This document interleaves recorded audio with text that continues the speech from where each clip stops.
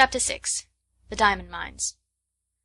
Not very long after this a very exciting thing happened. Not only Sarah, but the entire school found it exciting, and made it the chief subject of conversation for weeks after it occurred. In one of his letters Captain Crewe told a most interesting story. A friend who had been at school with him when he was a boy had unexpectedly come to see him in India. He was the owner of a large tract of land, upon which diamonds had been found, and he was engaged in developing the mines. If all went as was confidently expected, he would become possessed of such wealth as made one dizzy to think of; and because he was fond of the friend of his school days, he had given him an opportunity to share in this enormous fortune by becoming a partner in his scheme. This, at least, was what Sarah gathered from his letters. It is true that any other business scheme, however magnificent, would have had but small attraction for her or for the schoolroom, but diamond mines sounded so like the Arabian Nights that no one could be indifferent. Sarah thought them enchanting and painted pictures for Ermengarde and Lottie of labyrinthine passages in the bowels of the earth, where sparkling stones studded the walls and roofs and ceilings, and strange dark men dug them out with heavy picks. Ermengarde delighted in the story, and Lottie insisted on its being retold to her every evening. Lavinia was very spiteful about it, and told Jessie that she didn't believe such things as diamond mines existed. "My mamma has a diamond ring which cost £40, she said, and it is not a big one either. If there were mines full of diamonds, people would be so rich it would be ridiculous." "Perhaps Sarah will be so rich she will be ridiculous," giggled Jessie. "She's ridiculous without being rich," Lavinia sniffed. "I believe you hate her," said Jessie. "No, I don't," snapped Lavinia, "but I don't believe in mines full of diamonds." "Well, people have to get them from somewhere," said Jessie. "Lavinia," with a new giggle, "what do you think Gertrude says?" "I don't know, I'm sure, and I don't care if it's something more about that everlasting Sarah." "Well, it is. One of her pretends is that she is a princess. She plays it all the time, even in school. She says it makes her learn her lessons better. She wants Ermengarde to be one, too, but Ermengarde says she is too fat." "She is too fat," said Lavinia, "and Sarah is too thin." Naturally Jessie giggled again. "She says it has nothing to do with what you look like or what you have. It has only to do with what you think of, and what you do." "I suppose she thinks she could be a princess if she was a beggar," said Lavinia. "Let us begin to call her your Royal Highness." Lessons for the day were over, and they were sitting before the schoolroom fire, enjoying the time they liked best. It was the time when Miss Minchin and Miss Amelia were taking their tea in the sitting-room sacred to themselves. At this hour a great deal of talking was done, and a great many secrets changed hands, particularly if the younger pupils behaved themselves well, and did not squabble or run about noisily, which it must be confessed they usually did. When they made an uproar the older girls usually interfered with scolding and shakes. They were expected to keep order, and there was danger that if they did not, Miss Minchin or Miss Amelia would appear and put an end to festivities. Even as Lavinia spoke, the door opened and Sarah entered with Lottie, whose habit was to trot everywhere after her like a little dog. "There she is with that horrid child," exclaimed Lavinia in a whisper. "If she's so fond of her, why doesn't she keep her in her own room? She will begin howling about something in 5 minutes." It happened that Lottie had been seized with a sudden desire to play in the schoolroom, and had begged her adopted parent to come with her. She joined a group of little ones who were playing in a corner. Sarah curled herself up in the window seat, opened a book, and began to read. It was a book about the French Revolution, and she was soon lost in a harrowing picture of the prisoners in the Bastille, men who had spent so many years in dungeons that when they were dragged out by those who rescued them, their long grey hair and beards almost hid their faces, and they had forgotten that an outside world existed at all, and they were like beings in a dream. She was so far away from the schoolroom that it was not agreeable to be dragged back suddenly by a howl from Lottie. Never did she find anything so difficult as to keep herself from losing her temper when she was suddenly disturbed while absorbed in a book. People who are fond of books know the feeling of irritation which sweeps over them at such a moment. The temptation to be unreasonable and snappish is one not easy to manage. "It makes me feel as if someone had hit me," Sarah had told Ermengarde once in confidence, "and as if I want to hit back. I have to remember things quickly to keep from saying something ill-tempered." She had to remember things quickly when she laid her book down on the window seat and jumped down from her comfortable corner. Lottie had been sliding across the schoolroom floor, and having first irritated Lavinia and Jessie by making a noise, had ended by falling down and hurting her fat knee. She was screaming and dancing up and down in the midst of a group of friends and enemies, who were alternately coaxing and scolding her. "Stop this minute, you cry baby, stop this minute! Lavinia commanded. "I'm not a cry-baby, I'm not," wailed Lottie. "Sarah! Sarah!" "If she doesn't stop, Miss Minchin will hear her," cried Jessie. "Lottie, darling, I'll give you a penny." "I don't want your penny," sobbed Lottie, and she looked down at the fat knee, and seeing a drop of blood on it, burst forth again. Sarah flew across the room, and kneeling down, put her arms around her. "Now, Lottie," she said. "Now, Lottie, you promised Sarah." "She said I was a cry-baby," wept Lottie. Sarah patted her, but spoke in the steady voice Lottie knew. "But if you cry you will be one, Lottie pet. You promised." Lottie remembered that she had promised, but she preferred to lift up her voice. "I haven't any mamma," she proclaimed. "I haven't a bit of mamma." "Yes, you have," said Sarah cheerfully. "Have you forgotten? Don't you know that Sarah is your mamma? Don't you want Sarah for your mamma?" Lottie cuddled up to her with a consoled sniff. "Come and sit in the window seat with me," Sarah went on, "and I'll whisper a story to you." "Will you?" whimpered Lottie. "Will you tell me about the diamond mines?" "The diamond mines!" broke out Lavinia. "Nasty little spoiled thing! I should like to slap her." Sarah got up quickly on her feet. It must be remembered that she had been very deeply absorbed in the book about the Bastille, and she had had to recall several things rapidly when she realized that she must go and take care of her adopted child. She was not an angel, and she was not fond of Lavinia. "Well," she said with some fire, "I should like to slap you, but I don't want to slap you," restraining herself. "At least, I both want to slap you, and I should like to slap you, but I won't slap you. We are not little gutter children. We are both old enough to know better." Here was Lavinia's opportunity. "Ah, yes, your Royal Highness," she said. "We are princesses, I believe. At least one of us is. The school ought to be very fashionable now Miss Minchin has a princess for a pupil." Sarah started toward her. She looked as if she were going to box her ears. Perhaps she was. Her trick of pretending things was the joy of her life. She never spoke of it to girls she was not fond of. Her new pretend about being a princess was very near to her heart, and she was shy and sensitive about it. She had meant it to be rather a secret, and here was Lavinia deriding it before nearly all the school. She felt the blood rush up into her face and tingle in her ears. She only just saved herself. If you were a princess you did not fly into rages. Her hand dropped, and she stood quite still a moment. When she spoke it was in a quiet, steady voice. She held her head up, and everybody listened to her. "It's true," she said. "Sometimes I do pretend I am a princess. I pretend I am a princess so that I can try and behave like one." Lavinia could not think of exactly the right thing to say. Several times she had found that she could not think of a satisfactory reply when she was dealing with Sarah. The reason for this was that, somehow, the rest always seemed to be vaguely in sympathy with her opponent. She saw now that they were pricking up their ears interestedly. The truth was, they liked princesses, and they all hoped they might hear something more definite about this one, and drew nearer Sarah accordingly. Lavinia could only invent one remark, and it fell rather flat. "Dear me," she said, "I hope when you ascend the throne you won't forget us."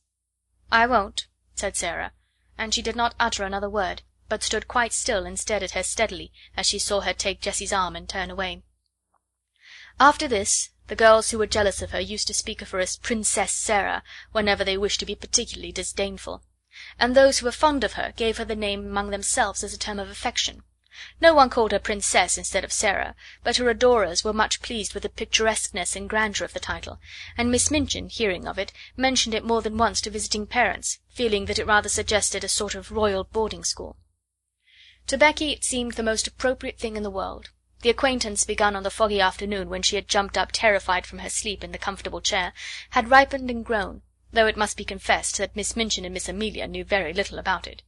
They were aware that Sarah was kind to the scullery maid, but they knew nothing of certain delightful moments snatched perilously when, the upstairs rooms being set in order with lightning rapidity, Sarah's sitting room was reached, and the heavy coal box set down with a sigh of joy.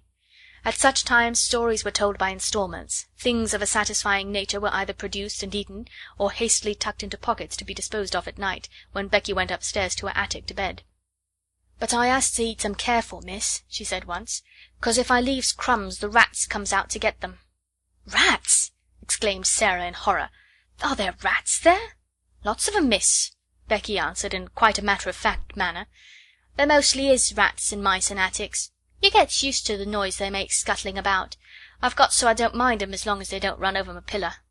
"Ugh," said Sarah. "You gets used to anything after a bit," said Becky. "You have to, miss, if you're born a scullery maid." "I'd rather have rats than cockroaches." "So would I," said Sarah. "I suppose you might make friends with a rat in time, but I don't believe I should like to make friends with a cockroach."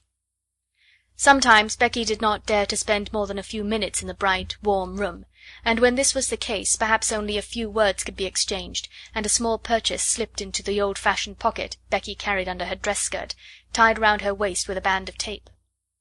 The search for and discovery of satisfying things to eat which could be packed into small compass added a new interest to Sarah's existence. When she drove or walked out, she used to look into shop windows eagerly. The first time it occurred to her to bring home 2 or 3 little meat pies, she felt that she had hit upon a discovery. When she exhibited them, Becky's eyes quite sparkled. "Oh, miss," she murmured, "them will be nice and filling.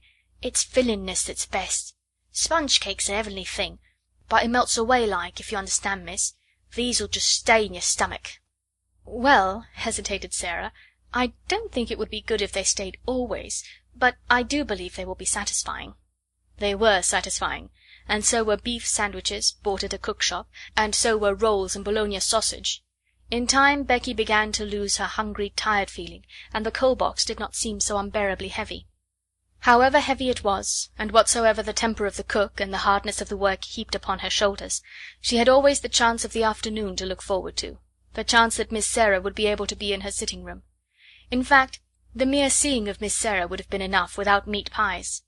If there was time only for a few words, they were always friendly, merry words that put heart into one, and if there was time for more, then there was an instalment of a story to be told, or some other thing one remembered afterwards, and sometimes lay awake in one's bed in the attic to think over. Sarah, who was only doing what she unconsciously liked better than anything else, nature having made her for a giver, had not the least idea what she meant to poor Becky, and how wonderful a benefactor she seemed. If nature has made you for a giver, your hands are borne open, and so is your heart, and though there may be times when your hands are empty, your heart is always full, and you can give things out of that. Warm things, kind things, sweet things, help and comfort and laughter, and sometimes gay, kind laughter is the best help of all. Becky had scarcely known what laughter was all through her poor, little, hard-driven life. Sarah made her laugh, and laughed with her, and though neither of them quite knew it, the laughter was as fillin' as the meat pies. A few weeks before Sarah's 11th birthday a letter came to her from her father which did not seem to be written in such boyish, high spirits as usual. He was not very well, and was evidently overweighted by the business connected with the diamond mines. "You see, little Sarah," he wrote, "your daddy is not a businessman at all, and figures and documents bother him. He does not really understand them, and all this seems so enormous. Perhaps if I was not feverish I should not be awake, tossing about one half of the night, and spend the other half in troublesome dreams. If my little missus were here, I dare say she would give me some solemn good advice. You would, wouldn't you, little missus?" One of his many jokes had been to call her his little missus, because she had such an old-fashioned air. He had made wonderful preparations for her birthday. Among other things, a new doll had been ordered in Paris, and her wardrobe was to be indeed a marvel of splendid perfection. When she had replied to the letter asking her if the doll would be an acceptable present, Sarah had been very quaint. "I am getting very old," she wrote. "You see, I shall never live to have another doll given me. This will be my last doll. There is something solemn about it. If I could write poetry, I am sure a poem about a last doll would be very nice, but I cannot write poetry. I have tried, and it made me laugh. It did not sound like Watts or Coleridge or Shakespeare at all. No one could ever take Emily's place, but I should respect the last doll very much, and I am sure the school would love it. They all like dolls, though some of the big ones, the almost 15 ones, pretend they are too grown up." Captain Crewe had a splitting headache when he read this letter in his bungalow in India. The table before him was heaped with papers and letters which were alarming him and filling him with anxious dread, but he laughed as he had not laughed for weeks. "Oh," he said, "she's better fun every year she lives. God grant this business may right itself and leave me free to run home and see her. What wouldn't I give to have her little arms round my neck this minute? What wouldn't I give?" The birthday was to be celebrated by great festivities. The schoolroom was to be decorated, and there was to be a party. The boxes containing the presents were to be opened with great ceremony, and there was to be a glittering feast spread in Miss Minchin's sacred room. When the day arrived, the whole house was in a whirl of excitement. How the morning passed nobody quite knew, because there seemed such preparations to be made. The schoolroom was being decked with garlands of holly, the desks had been moved away, and red covers had been put on the forms which were arrayed around the room against the wall. When Sarah went into her sitting room in the morning, she found on the table a small dumpy package tied up in a piece of brown paper. She knew it was a present, and she thought she could guess whom it came from. She opened it quite tenderly. It was a square pincushion, made of not quite clean red flannel, and black pins had been stuck carefully into it to form the words, "Many happy returns." "Oh," cried Sarah, with a warm feeling in her heart, "what pains she has taken! I like it so, it makes me feel sorrowful."